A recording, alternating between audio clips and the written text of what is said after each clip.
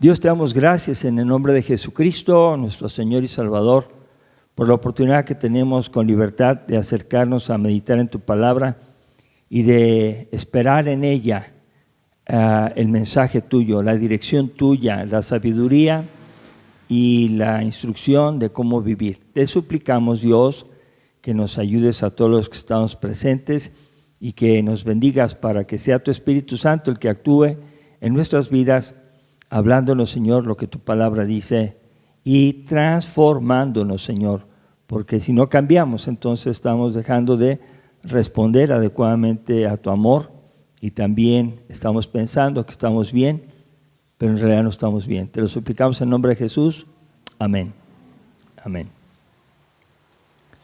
Muchos piensan que no necesitan de médico. Ese es el título del mensaje de hoy. Muchos piensan que no necesitan de médico.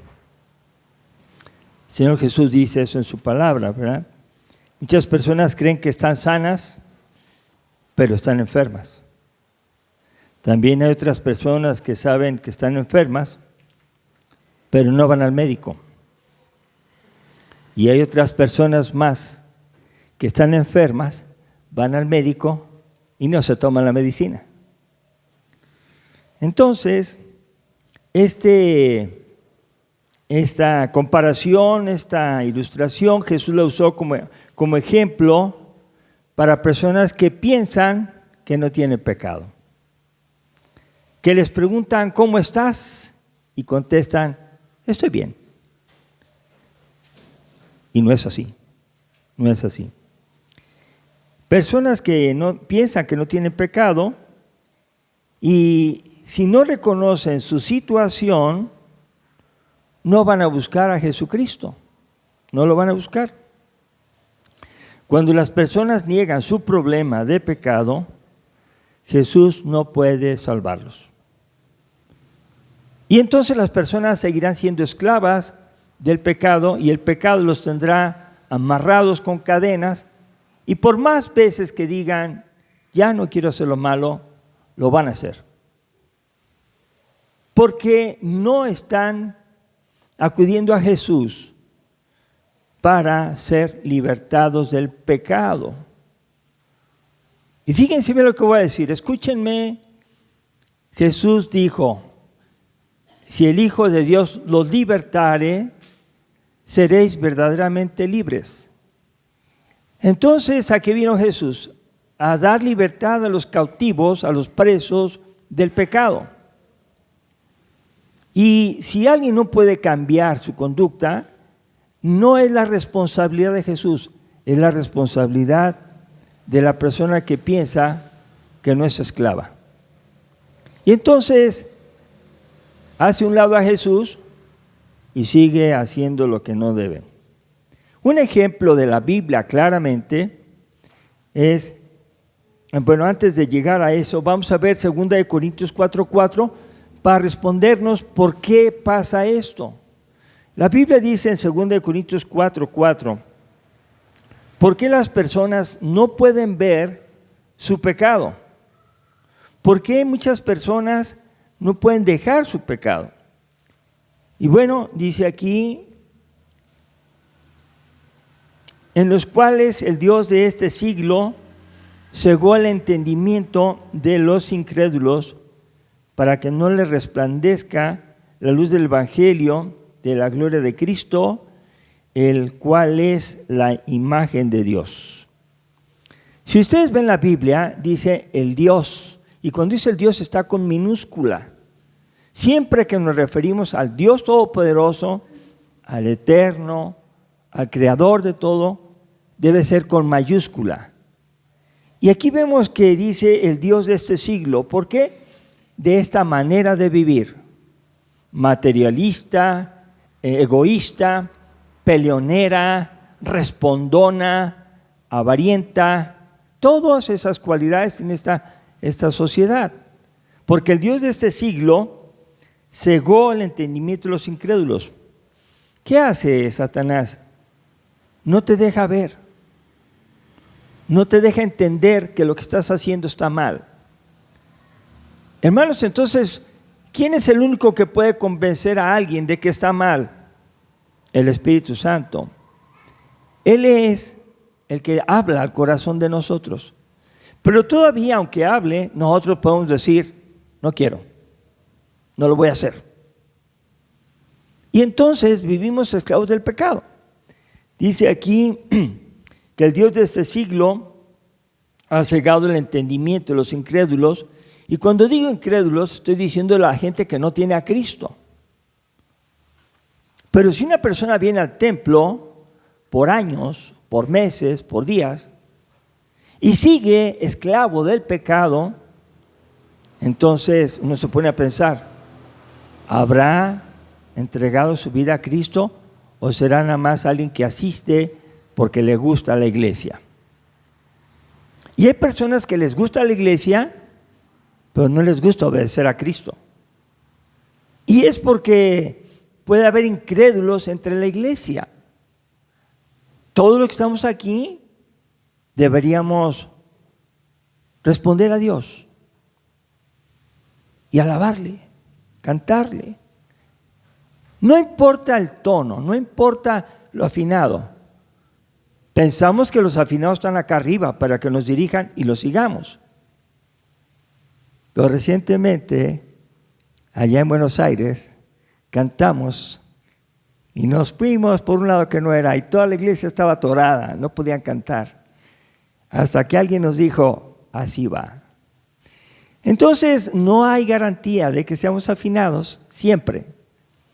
Lo que sí hay garantía es que Dios nos escucha, nos ama. Y lo que ama es nuestra respuesta hacia Él. Y que somos sinceros. Esa es la enseñanza.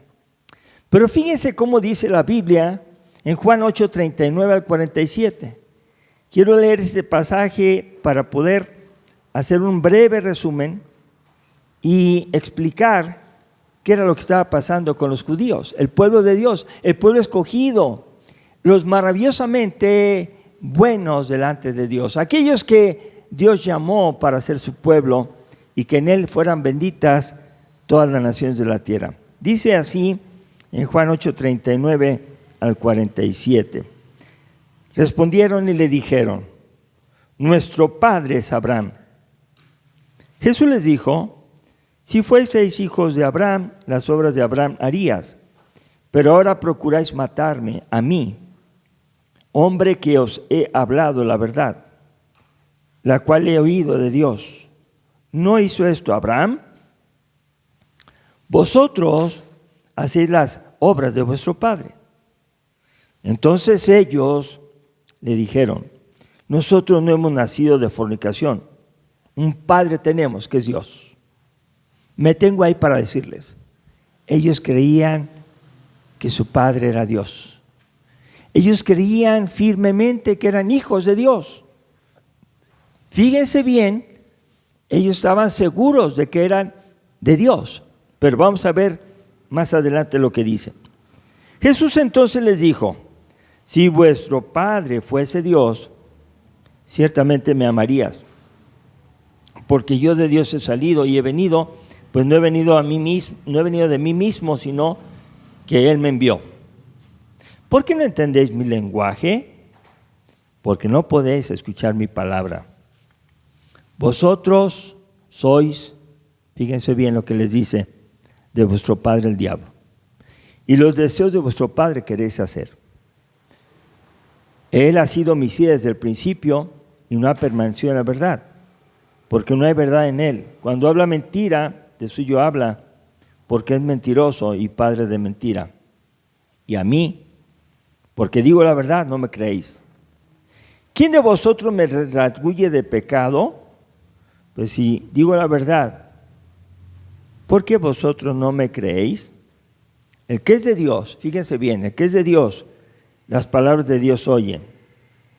Y les dice, por esto no las oís vosotros, porque no sois de Dios. Y yo le pondría, porque son del diablo. Entonces, aquí no hay medias tazas. O eres hijo de Dios o eres hijo del diablo. ¿Y cómo es eso? Muchos piensan que no están enfermos del pecado. Muchos piensan, como dije al principio, que no están enfermos. Sin embargo, cuando van con un médico, le encuentran enfermedades. El médico se la dice, se la diagnostica y le da su tratamiento. Pero eso no es todo. Que el médico te diga lo que tienes y qué te debes de tomar o qué debes de hacer, eso no es la curación. La curación es que te la tomes. Y muchas veces las personas ni cuenta se dan que están enfermas. También los judíos no se daban cuenta que estaban enfermos. Fíjense, tenían odio y querían matar a Jesús. Sus pensamientos eran matarlo, lo cumplieron. ¿Pero cómo lo hicieron? Pues lo hicieron porque su padre era el diablo.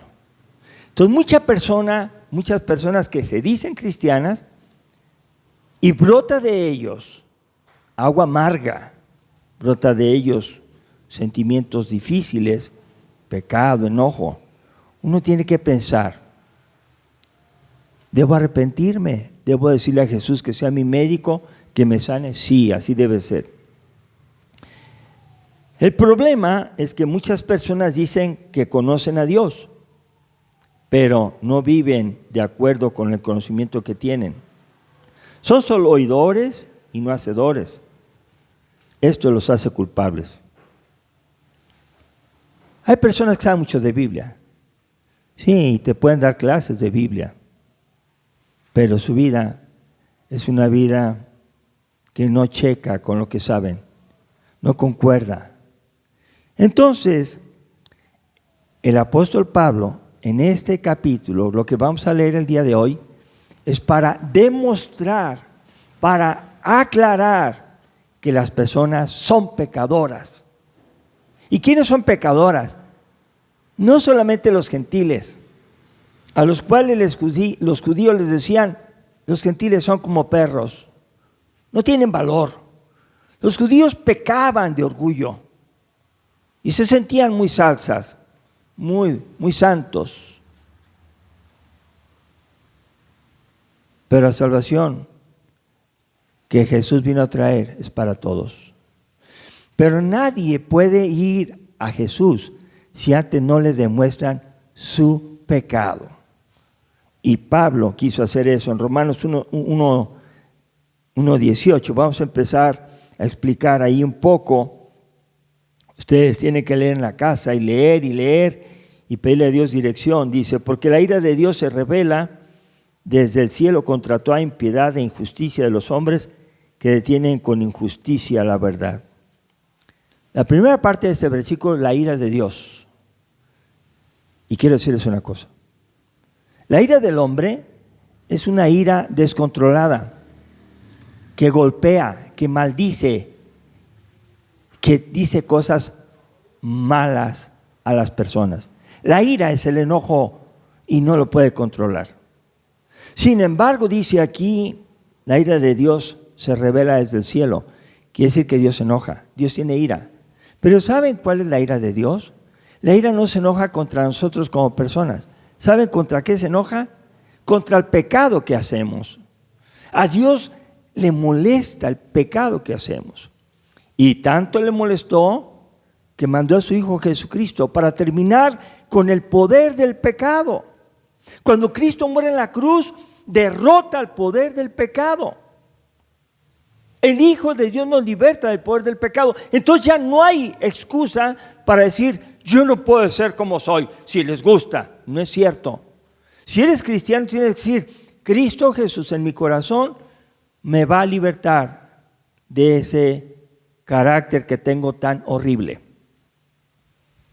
A veces, una persona es de mal carácter. Y esa persona de mal carácter piensa que todos los demás son de mal carácter. ¿No se han fijado en eso? Acusan a todos. Y es porque no los aguantan. Y si no los aguantan, entonces les dicen las cosas y se enojan. Entonces, la persona que tiene mal carácter provoca los problemas, y al provocar los problemas todos se enojan, y entonces ella piensa que todos están mal. Pero el Dios de este siglo se encarga de cegar el entendimiento de los que no quieren creer en el Evangelio, que es poder de Dios para salvación. Entonces, el Evangelio es algo tan poderoso que el apóstol Pablo decía, yo no me avergüenzo del Evangelio. Ser cristiano, hermanos, es ser verdaderamente triunfante sobre la maldad. Eso es algo muy, muy necesario, aprenderlo. Entonces Dios revela su ira contra los hombres que detienen la verdad. Hay personas que se dedican a obstruir el extendimiento del Evangelio, la conversión de las personas, y están molestando. Dios está enojado contra su pecado y quiere que esas personas se salven, porque Dios no quiere que ningún hombre se condene, sino que todos procedan al arrepentimiento. Así sea quien sea, Dios quiere que se salve la persona. ¿Y quieren recordar a quién salvó así? Y debería de haber matado, si fuera justo, como nosotros lo queremos ser a veces, a Pablo. Saulo de Tarso, ¿qué merecía, hermanos? La muerte. Pero Dios no le dio la muerte. Terminó con el poder de su pecado en su vida, y Pablo, habiendo sido blasfemo, perseguidor de la iglesia, se convirtió en un apóstol porque Dios quería usarlo a él, no a su pecado. Y Dios lo que quiere es quitar el pecado en nuestras vidas. No quiere quitarnos a nosotros del camino. El que nos quiere matar, hurtar y destruir es Satanás, ese sí. Hasta nos puede hacer que nos enojemos de tal manera que nos muramos de un infarto. Así, ¡pum!, ya se murió. Del coraje que le dio. Y fíjense, hermanos, entonces, Pablo le está diciendo, dense cuenta que Dios tiene ira y está contra aquellos que cometen pecado. 19, porque lo que de Dios se conoce es manifiesto, pues Dios se lo manifestó. Y quiero que veamos ahí el verso, Salmo 19, versos 1 y 2. Alguien dice, yo no conozco a Dios. Si Dios me hablara a mí, entonces yo creería en Él. Pues ahí está. Porque lo que de Dios, los cielos cuentan la gloria de Dios y el firmamento anuncia la obra de sus manos. Un día emite palabra otro día y una noche a otra declara sabiduría. Regresamos al 1. Dice ahí, los cielos cuentan la gloria de Dios. ¿Quieres oír a Dios? Voltea a ver el cielo. Y ellos están contando la gloria de Dios. Él es el que sostiene todo el universo en su lugar. Y ante Él debemos guardar respeto. Entonces, quien diga, si yo conociera a Dios, ¿dejaría de pecar? Pues ahí está, voltea a ver el cielo. Si tú no has recibido la Biblia, si nadie te ha hablado de Jesucristo, los cielos cuentan que Dios existe y que te debes de arrepentir. Y nadie tiene excusa, nadie tiene excusa. Nadie. No hay nadie que pueda decir, me hizo enojar y por eso lo maté. No hay excusa. Si te hizo enojar, tendrías que perdonar, orar por él. Y si te pega una mejilla, tienes que poner la otra. Y tienes que orar para que Dios los bendiga a tus enemigos. ¿Es cierto o no es cierto? Eso dice la Biblia.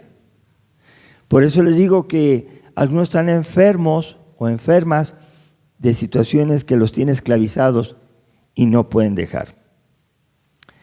Dice Romanos 1, 21 al 23, pues habiendo conocido a Dios, no le glorificaron como a Dios ni le dieron gracias, sino que se envanecieron en sus razonamientos y su necio corazón fue entenebrecido, profesando ser sabios, se hicieron necios. Los cielos cuentan la gloria de Dios y nos muestra quién es Dios. Pero dijeron, no, a mí no me anden con esas cosas. Yo voy a hacer lo que yo quiera. Y toman decisiones que no valen nada. Desprecian a Dios, no le dan gracias y se envanecen en sus razonamientos y su corazón se pone oscuro, a tal oscuro. Estaba leyendo un comentario que me gustó y quiero decírselos para ilustrar el pecador que vive pecando. Dicen, el pecador no puede ver su pecado porque lo tiene sepultado como 6 metros bajo tierra, está tapado y no se da cuenta ni él mismo que está pecando. Su pecado está dentro de él, pero ni él mismo lo ve. Y Pablo estaba diciendo, no, miren, fíjense, ustedes dicen que son sabios, pero se hicieron necios. Y en Roma, la capital más poderosa del imperio romano, ahí había ya depravación total, de todo tipo. Había corrupción, había pecado a más no poder. Y lo que podemos ver aquí es que Pablo está diciendo, se envanecieron y no le dieron gracias a Dios. Hicieron a Dios a un lado. Verso 23 dice, cambiaron la gloria de Dios incorruptible en semejanza de imagen de hombre corruptible, de aves, de cuadrúpedos y de reptiles. Dice aquí claramente que como no quisieron la gloria de Dios, se hicieron sus ídolos, imágenes de hombres. César, el emperador romano, debía escuchar cuando pasaran que le dijeran, salve César. Quería y debían decir las personas, César es Dios, sálvanos. Y allí está Pablo diciendo, César se ha hecho Dios y ustedes le dicen, salve César. Y cuando alguien de nosotros escoge otra cosa de la vida y la sigue y cuida eso y lo alimenta y desprecia a Dios, para Dios no tiene tiempo, pero para sus cosas sí tiene tiempo, busca lo suyo y no busca lo de Dios. No habla de Cristo, pero ¿cómo habla de su negocio? Ese es el problema. Cambiaron la gloria de Dios por la idolatría. Yo puedo ver aquí cómo el corazón se hizo necio. Salmo 14, 1-3, dice ahí, dice el necio en su corazón, fíjense lo que dice, no hay Dios. Se han corrompido, hacen obras abominables, no hay quien haga el bien. El necio dice, no hay Dios. Y algunas personas escuchan mensaje como este, les dicen, ya déjate de Dios, tú todo Dios, siempre con la Biblia, déjate de eso. ¿No les han dicho esto? Pues miren, el necio dice, no hay Dios. Y algunos otros más atrevidos dicen, mira, mi Dios es mi dinero. Si a mí no me falta dinero, yo vivo feliz. Pobre de ti que no tienes dinero, que vives con un infierno. Sabrás si habrá infierno después. Pero mira, aquí el dinero me da la felicidad. Ese es el necio, que cuando se muere no se puede llevar nada a la presencia de Dios, nada. Y alguien se queda con él. Romanos 1, 24 y 25 dice, por lo cual también Dios los entregó a la inmundicia en las concupiscencias de sus corazones, de modo que deshonraron entre sí sus propios cuerpos, ya que cambiaron la verdad de Dios por la mentira, honrando y dando culto a las criaturas antes que al Creador, el cual es bendito por los siglos. Amén. ¿Qué hizo Dios? La Biblia dice aquí, el cual los entregó a la inmundicia. Y yo pareciera que fue Dios el que, ándale pues, los aventó. No. El mensaje más claro es, Dios los abandonó en la inmundicia. Si hicieron a un lado a Dios, entonces Dios dijo, hagan lo que quieran. yo los dejo. Y así las personas deciden desobedecer a los padres, no los honran. Un mandamiento de Dios. Y entonces, hermanos, Dios se hace a un lado y dice, bueno, si tú vas a hacer eso, haz lo que quieras. Pero tú vas a llevar las consecuencias de tu decisión diferente a lo que yo te dije que hicieras. Lo mismo es para que no mentirás, no dirás falso testimonio, no hurtarás. Todos esos mandamientos y muchos más tenemos que guardar. Pero cuando alguien no los quiere guardar, Dios dice, los dejo, hagan lo que quieran. Y por eso no pueden cambiar. Al contrario, se van metiendo como si fuera un remolino que empiezan arriba hasta que llegan hasta el fondo y mueren. ¿Qué hicieron? Hicieron sus malos deseos. Deshonraron entre sí sus propios cuerpos. Hermanos, nuestro cuerpo no es para dárselo a cualquiera. Recuerden a la mujer samaritana. 5 maridos has tenido y el que ahora tienes no es tu marido. Ve, llámalo, ¿verdad? La mujer samaritana se dio cuenta, otra vez, que ella pensaba que estaba bien. Y Jesús lo que quiere es abrirnos los ojos. Y ese fue el ministerio que le dio Jesús a Pablo. Le dijo, ve y abre los ojos para que vean a Jesucristo. Y abrir los ojos significa que nos diga la verdad del Señor Jesús a través de su palabra. Pero necesitamos responderle, decirle, sí Señor, aquí estoy, ya voy a cambiar. Y necesitamos nosotros agradecerle por su ayuda y decir, sí es cierto, soy pecador. En la iglesia cristiana estamos en contra totalmente de vivir en pecado. Y no queremos que una persona se junte con un hombre o una mujer, así nomás, y que le calen. Dios no quiere eso. Dios quiere que se hagan las cosas para la honra de Dios. Y si alguien va a unirse en matrimonio, tiene que esperar el tiempo para hacer las cosas que Él quiere, como Él quiere. Pero muchas personas en este momento de la historia, todo lo ven bien.